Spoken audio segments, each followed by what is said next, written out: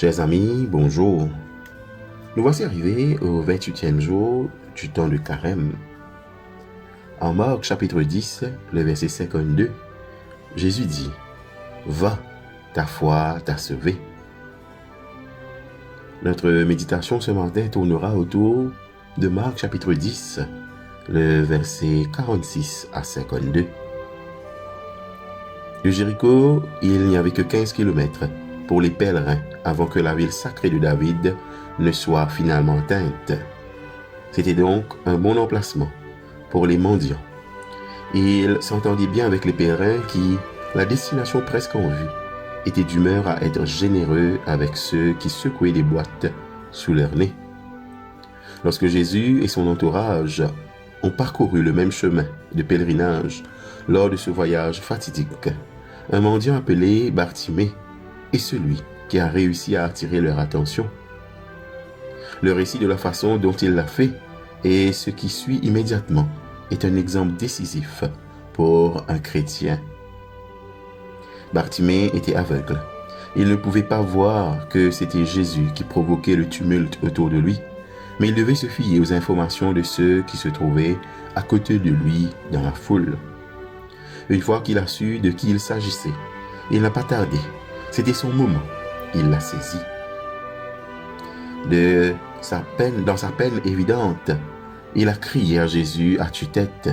Son incapacité à voir ou à savoir exactement dans quelle direction crier, le faisant crier d'autant plus fort. Non seulement il était à plein régime, mais il y avait une pointe désespérée dans son cri qui a retenu l'attention de Jésus au milieu de la clameur tout autour de lui. De manière significative, Bartimée appelle Jésus « Fils de David », car c'est ce qui se disait dans les rues. Significativement aussi, Bartimée se jette sur la miséricorde de Jésus, sans question, sans condition. C'est parmi les exclus, ceux qui connaissent leurs besoins de Dieu, que Jésus est acclamé. Ceux qui vivent du mauvais côté des voies et portent leur cœur sur leurs manches ont moins d'inhibition que ceux qui ont des niveaux éducatifs supérieurs et un emploi sûr. Ces derniers posent beaucoup de questions intelligentes, mais finissent par s'éloigner.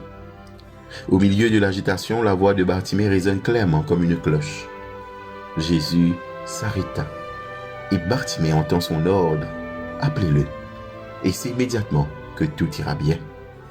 Les passants montrent ce qu'ils sont avec leurs mots d'encouragement à Bartimée, quelques instants après lui avoir ordonné de se taire. Mais Bartimée n'a pas besoin de leur incitation. Il arrive en courant. Le reste appartient à l'histoire, comme on dit. Bartimée retrouve la vue dès qu'il entend les paroles d'acceptation, d'approbation et de bénédiction de Jésus. Il est en paix avec Dieu. Il peut maintenant devenir tout ce que Dieu a toujours voulu qu'il soit. Non seulement sa vue physique est restaurée, il voit pour la première fois ce qu'est la vie et ce qu'il doit faire pour devenir un humain accompli. Il doit suivre cet homme. Plus rien d'autre n'a d'importance.